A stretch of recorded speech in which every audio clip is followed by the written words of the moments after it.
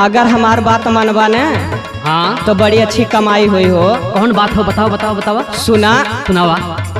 अरे होई खूब कमाई माना हमारो कहानवा। अच्छा अच्छा, कौन हो?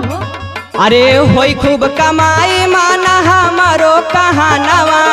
लेला बैटरिया वाला रिक्शा ये सजानवा।